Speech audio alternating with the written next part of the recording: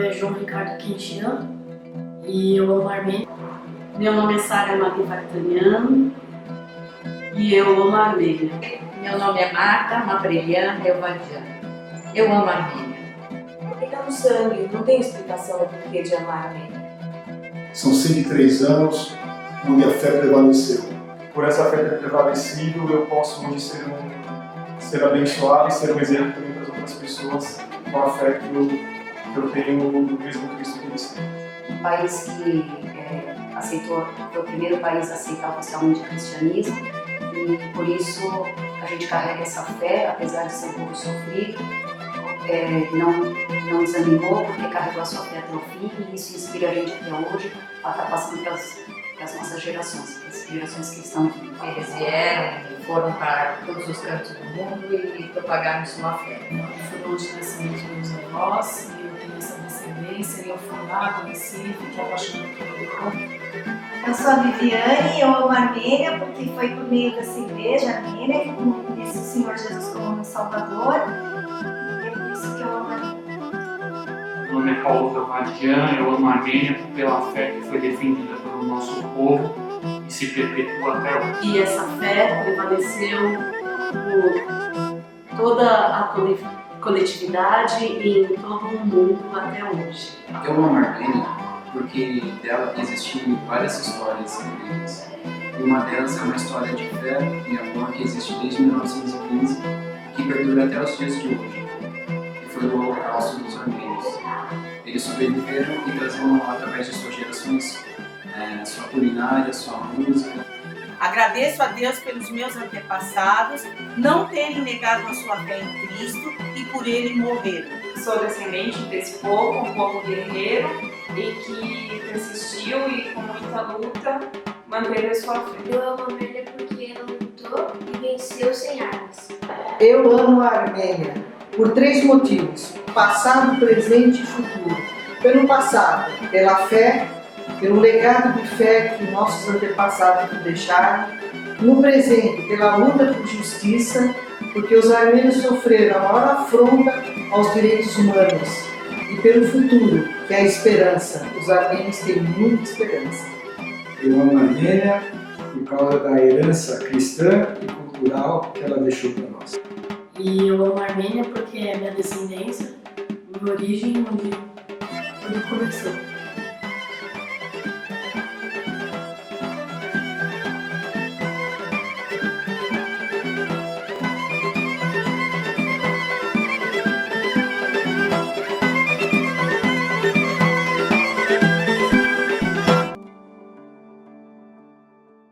Boa tarde, família. Como vocês estão? Espero que todos estejam bem. Espero que todos estejam enfrentando essa quarentena, buscando força e alegria em Deus. E a gente vê muitas notícias, a gente liga o jornal, é só falando sobre corona, sobre a política, que tá uma reviravolta e tantas coisas para afetar o nosso ânimo. E é sempre bom a gente também pensar o lado bom de tudo isso, pessoas que talvez não tivessem tempo antes para passar com a família por causa da rotina, agora mais do que nunca estão tendo tempo para passar com a família, pessoas que talvez não tivessem tempo para pensar em novos projetos, coisas que estavam estacionadas, agora tem pessoas podendo dedicar esse tempo para isso também. E eu sei que esse tempo de quarentena é um tempo que Deus está moldando as pessoas e que a gente vai sair diferente, que a gente busque isso, aproveite esse tempo. E mais uma notícia boa por parte da igreja: a igreja agradece as doações de todos, a gente bateu a meta, foram compradas 62 cestas básicas que vão ser entregues essas semanas para as famílias necessitadas que estão sofrendo com essa crise toda. E que legal a gente ter esse tipo de notícia para alegrar, para ter esperança, né? Vamos começar esse momento com uma oração. Se reúnam, fechem os olhos, vamos orar juntos. Deus, obrigado, Pai, porque o Senhor está conosco, o Senhor é a nossa força, a nossa proteção, o Seu Espírito Santo é quem nos dá alegria, é quem nos dá a paz. E eu peço, Pai, para que o Senhor esteja com cada pessoa, em cada lar, nesse momento agora de adoração, que a gente esteja conectado mesmo à distância, te louvando e logo menos aprendendo mais da sua palavra. Em nome de Jesus, amém.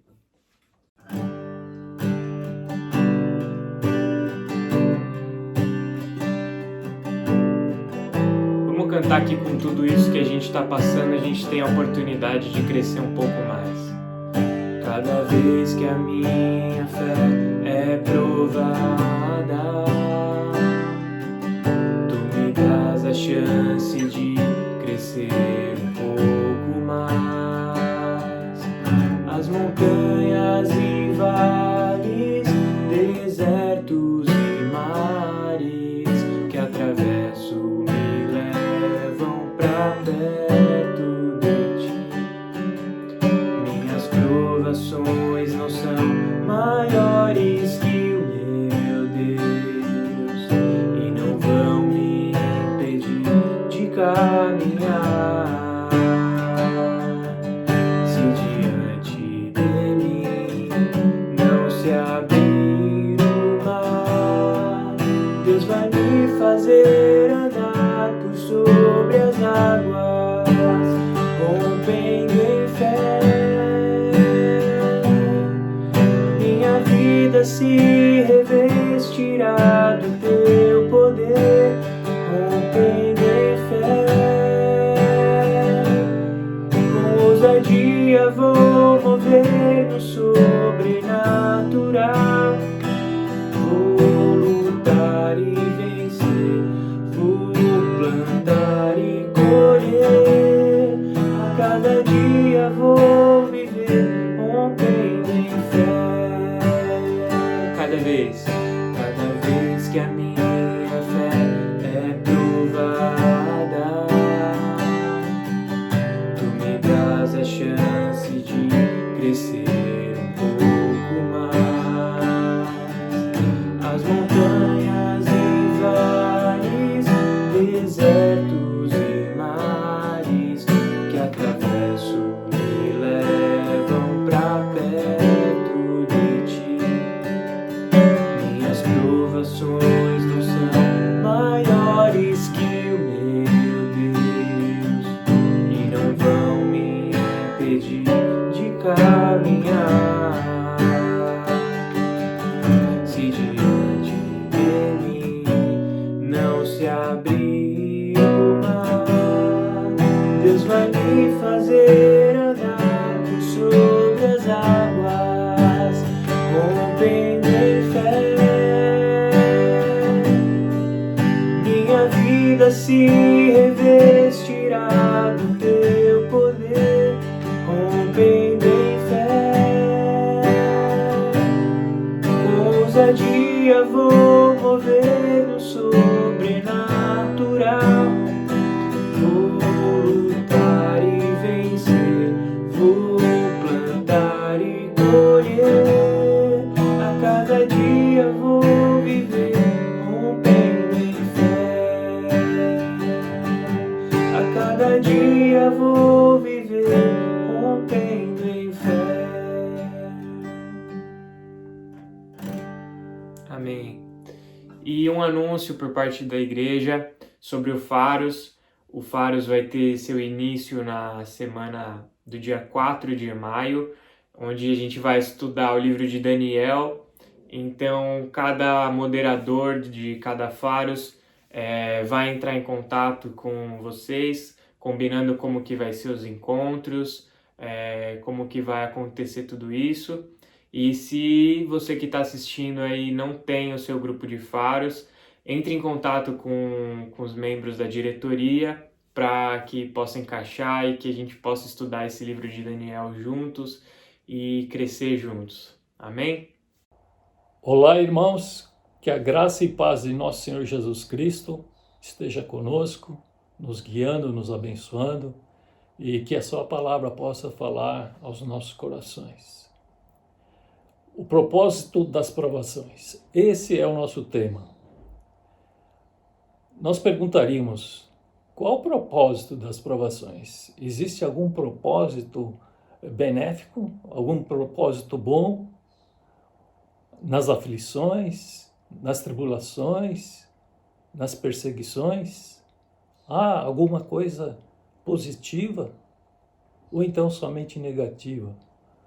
Prejuízos, males, tristezas, sofrimentos, dores, perdas, mortes e até genocídios.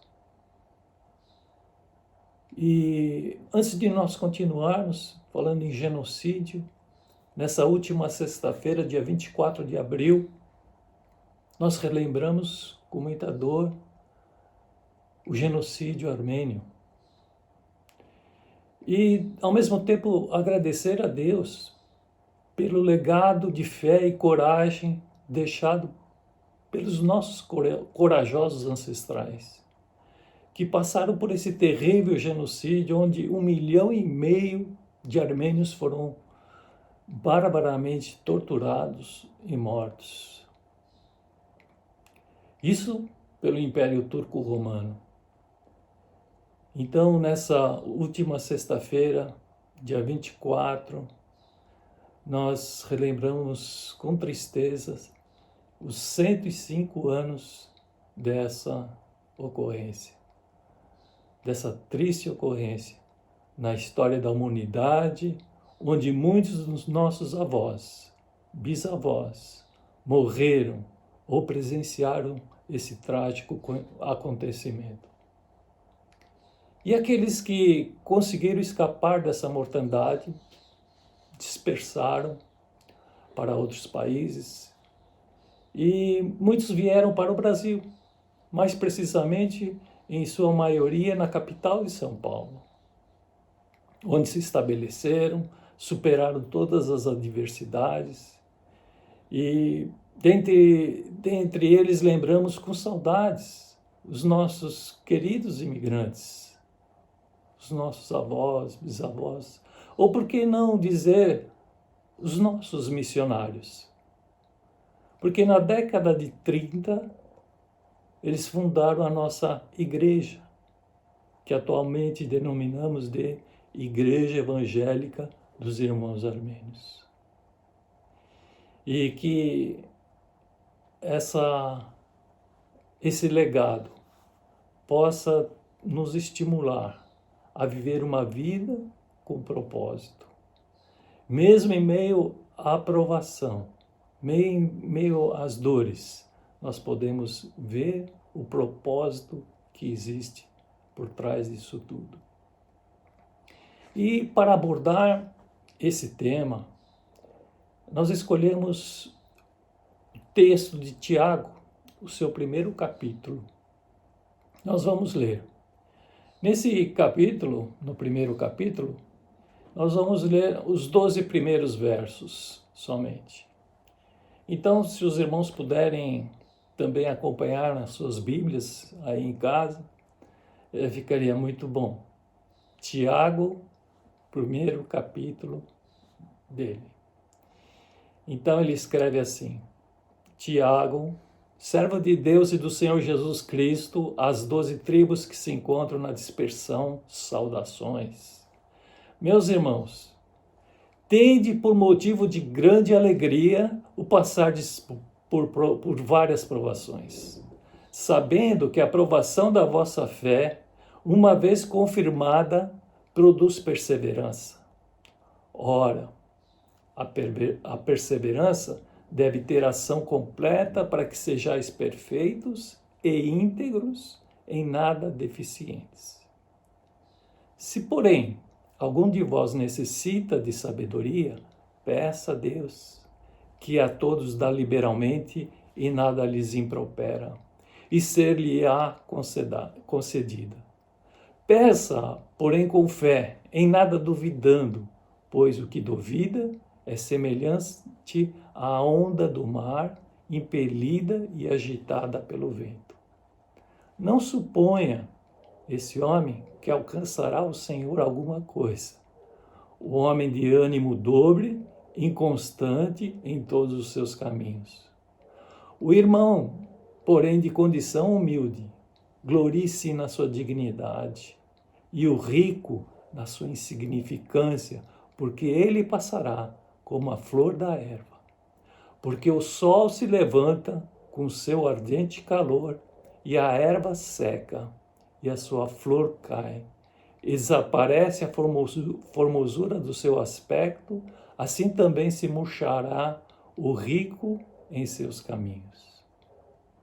Bem-aventurado o homem que suporta com perseverança a provação.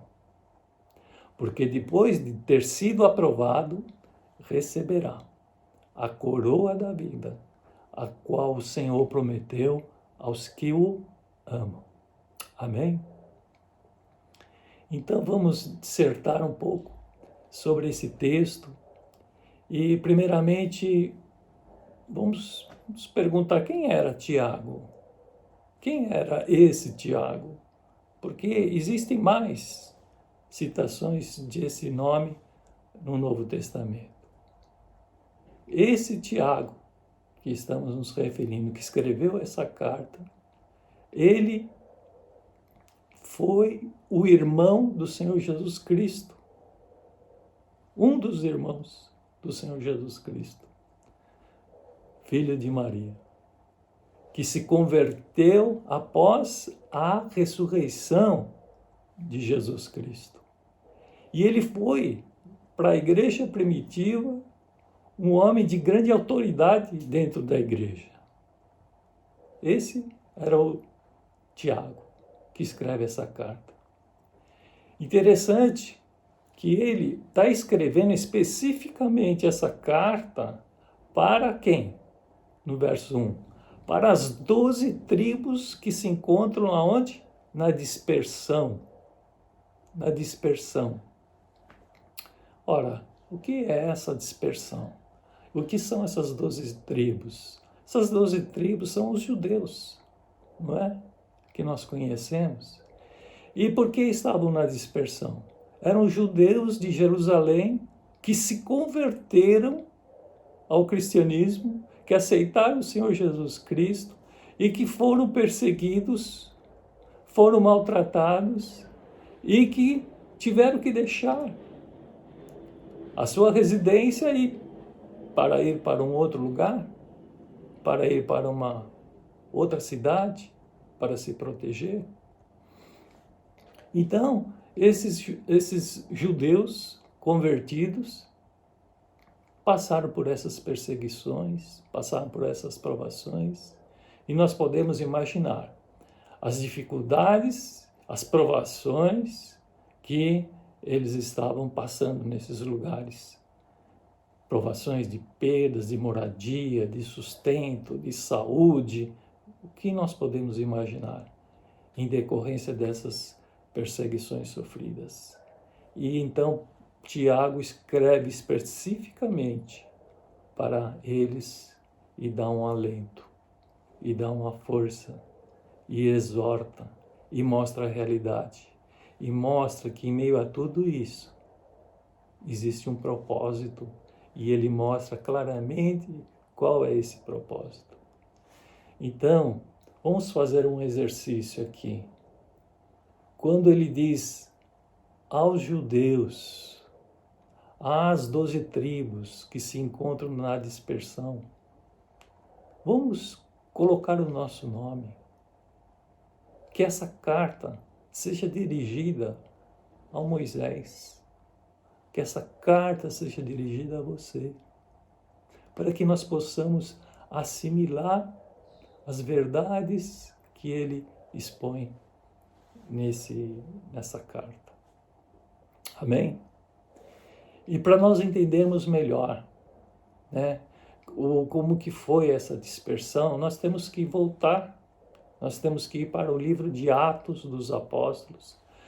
Quando surgiu a igreja primitiva estava crescendo assustadoramente não, quero dizer esplendidamente, né? Assustadoramente para os quem? Para os sacerdotes, que estavam empolvorosos. O que está acontecendo? Já no 4º capítulo de Atos, já haviam quantos? 5.000 convertidos. Eram aqueles discípulos, apóstolos do Senhor Jesus Cristo que receberam o poder do Espírito Santo e que agora estavam testemunhando o seu nome, estavam falando que Jesus Cristo estava vivo, o Jesus Cristo ressurreto, e isso estava incomodando tremendamente os sacerdotes, o sumo sacerdote e toda a sua equipe ali, não é? Então aí começam o quê? A perseguição. Começam o quê? As provações. Então, no 4º capítulo de Atos, começa então a primeira perseguição. E a gente pode perceber que as perseguições foram sucessivas, porque já no 5º capítulo, folheando o livro de Atos, vocês podem ver que começa a segunda perseguição. No capítulo 6, então, a terceira perseguição. Era uma perseguição atrás de outra, até que chega no capítulo 7, opa, acontece algo triste e, ao mesmo tempo, um acontecimento muito sublime, quando ocorre a morte do primeiro mártir da igreja, Estevão, sendo apedrejado, morreu apedrejado, com a ira, com a fúria daqueles homens de então, da cúpula lá de Israel. E interessante, é sempre bom lembrar as últimas palavras desse grande mártir. Pai, perdoa-lhes. Ele podia, nesse amor que ele tinha no seu coração, ele sentia compaixão da ignorância daqueles homens. Isso foi um acontecimento marcante nessa igreja primitiva. Mas não parou por aí. Aí entra em cena o nosso querido irmão Paulo. Na época, o perseguidor Saulo, não é? E aí ele começa a sua liderança de perseguição contra os cristãos. Ele era um dos principais, né? E ele estava lá presente quando Estevão foi apedrejado, e ele estava lá consentindo, ele estava assinando embaixo, né? No capítulo 8, vale a pena nós lermos um texto, que nós podemos ligar esse texto com aquele de Tiago, para nós entendermos aqueles judeus que estavam dispersos. E aí vejam a referência no capítulo 8, verso 3 e 4 de Saulo. Saulo, porém, assolava a igreja, entrando pelas casas, arrastando homens e mulheres, encerrava-os no cárceres. Entre mentes, vejam só aqui nesse texto, os que foram dispersos iam por toda parte pregando a palavra. Os que foram dispersos, pregando a palavra. Então, esses que foram dispersos foram, podemos dizer, os primeiros missionários, né, da nossa era, do cristianismo. Porque por onde eles iam, eles não calavam a boca, mas eles iam lá, correndo o risco de falar também de Jesus Cristo naqueles lugares. Não é? Então nós podemos ver que é isso que Paulo estava dizendo. Ele estava se dirigindo essa carta a esses que foram dispersos devido à perseguição da cúpula judaica de Jerusalém. No capítulo 12, houve a 5ª perseguição, né? Mas não vem ao caso agora, só para citar, houve a 5ª perseguição, onde Tiago, um outro Tiago, que é o irmão de João, também foi morto à espada, e aconteceu também a prisão de Pedro. Continuando. E voltando agora para o capítulo de Tiago, primeiro capítulo, entramos agora no segundo capítulo, no segundo versículo. Veja só como que Tiago agora procura encorajar e mostrar a verdadeira realidade de tudo o que estava acontecendo. E aí, nesse texto, ele mostra o verdadeiro propósito dessa provação que eles estavam vivendo. Então, repetindo o verso 2, 3 e 4 de 1 Tiago.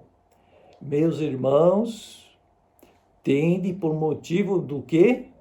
De toda alegria o passardes por várias provações. Primeiro. Segundo, o verso 3. Sabendo que a provação da vossa fé, uma vez confirmada, produz perseverança. Ora, versículo 4. A perseverança deve ter ação completa, para que sejais o quê? Perfeitos, íntegros, em nada deficientes.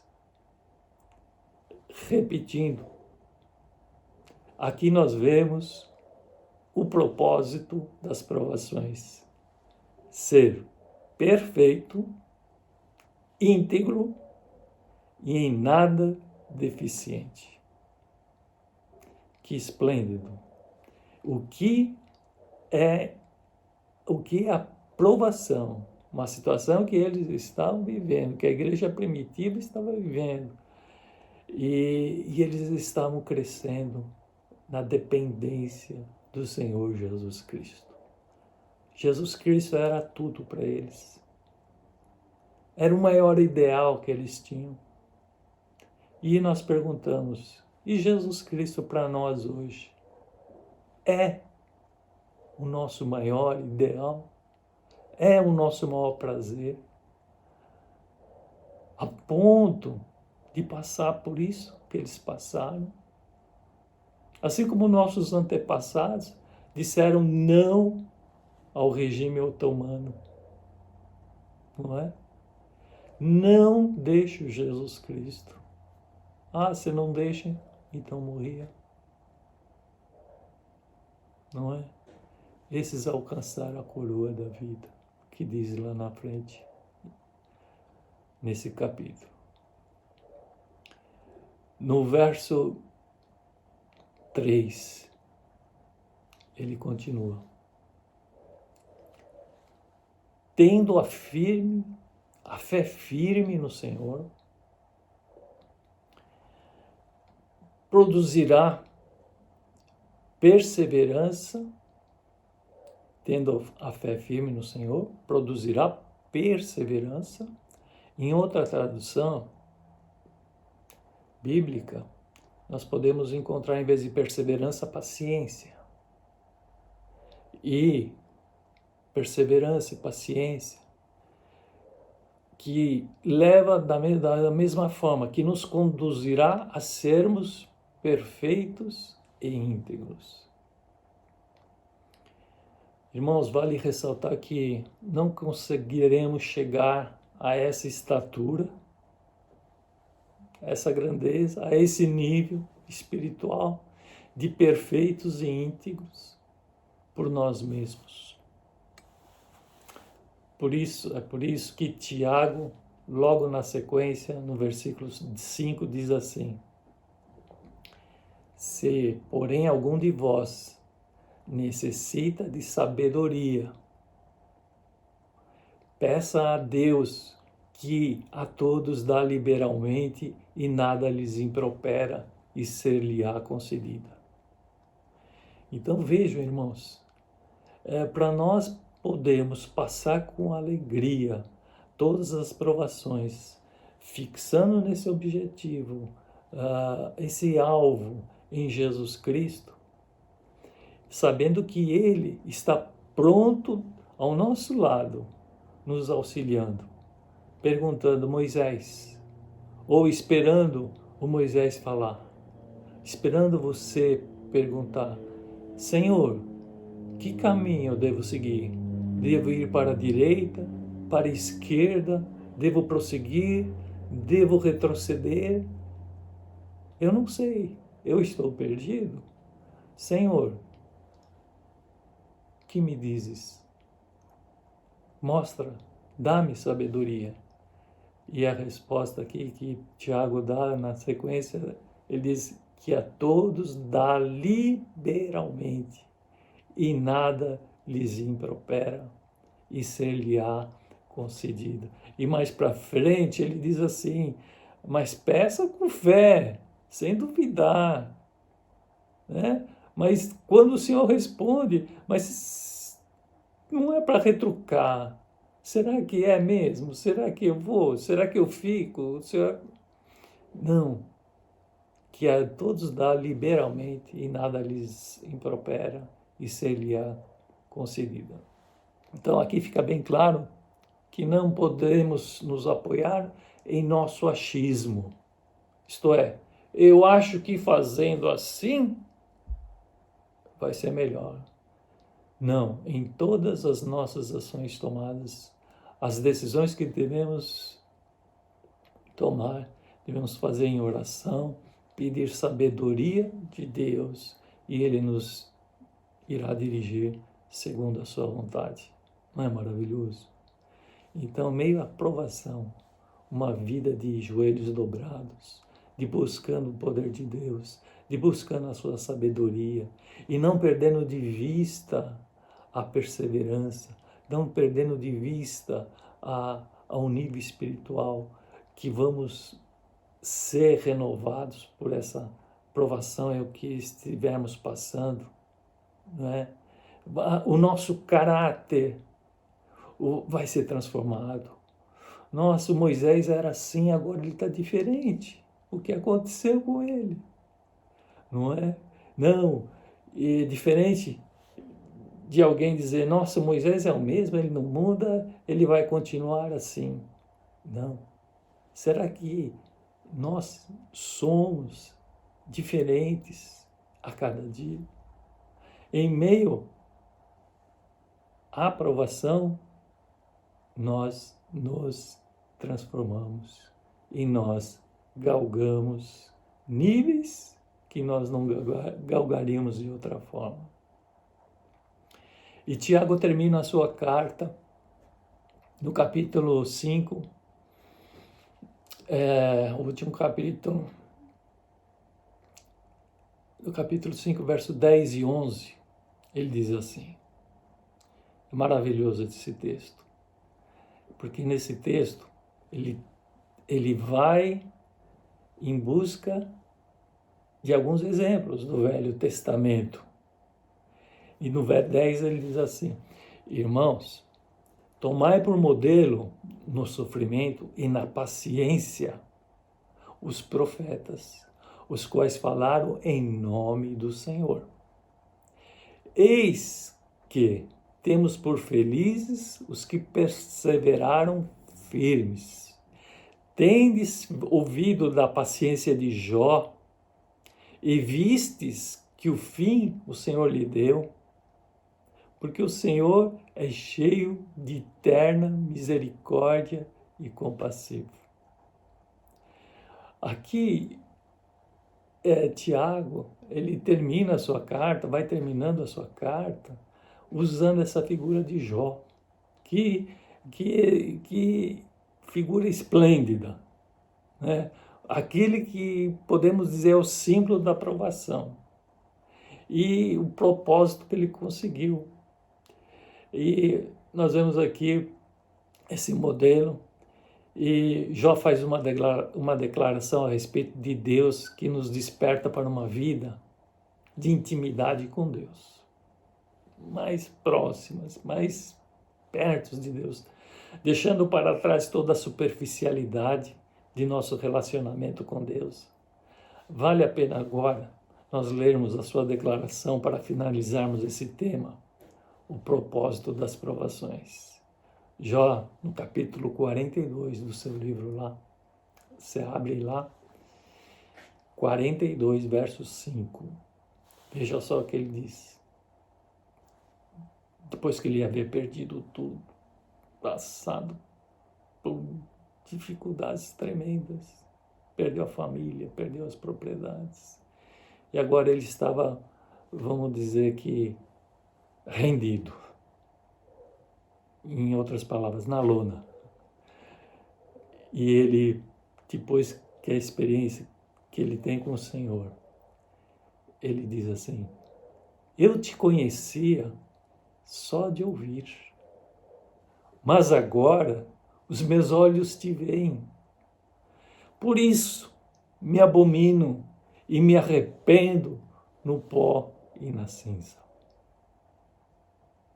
Eu vou ler mais uma vez para que esse versículo fique em nosso coração e que possa ressoar em nós nos momentos mais difíceis que estejamos atravessando.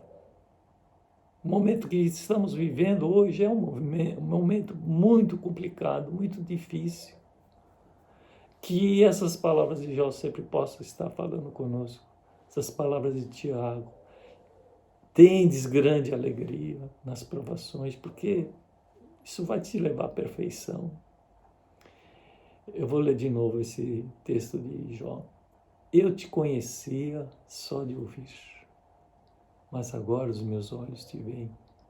Por isso me abomino e me arrependo no pó, na cinza.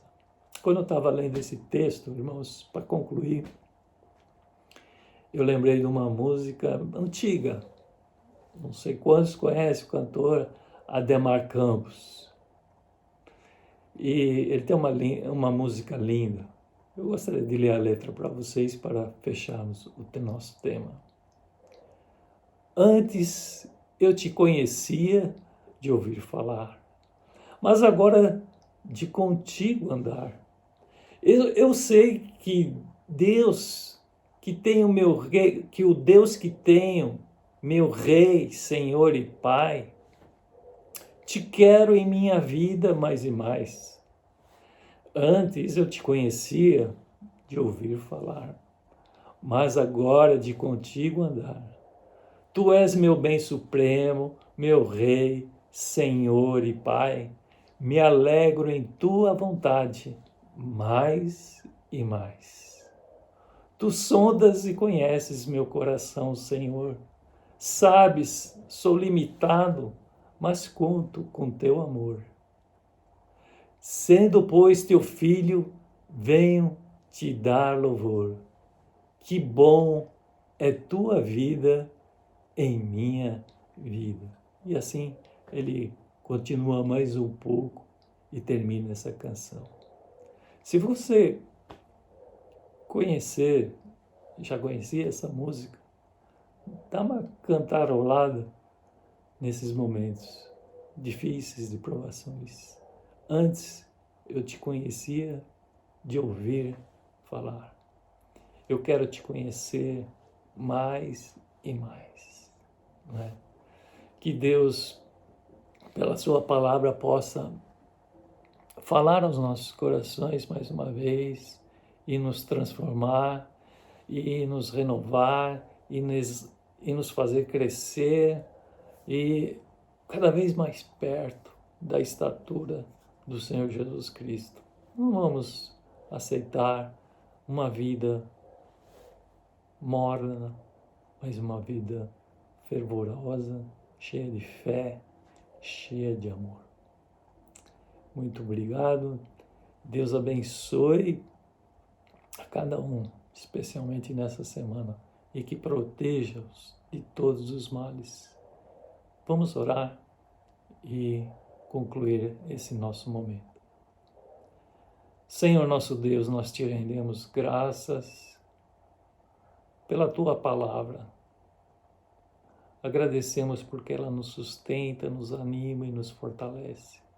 E que teu Espírito Santo, mais uma vez, possa erguer os nossos olhos para Ti, que possamos estar olhando firmemente para o Autor e Consumador da nossa fé. Sabemos, Senhor, que não somos desse mundo, somos apenas dispersos,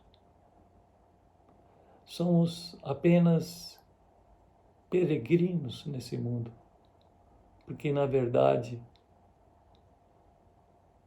o nosso futuro é eterno, o nosso lugar é contigo, aí no céu.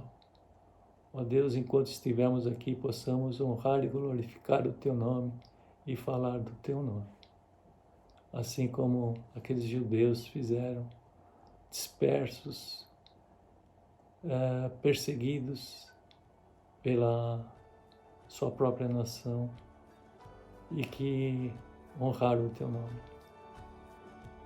Ó Deus, fica com cada um, abençoando cada família, guardando-nos de toda enfermidade, de todo mal, e despede-nos na Tua paz, em nome de Jesus. Amém.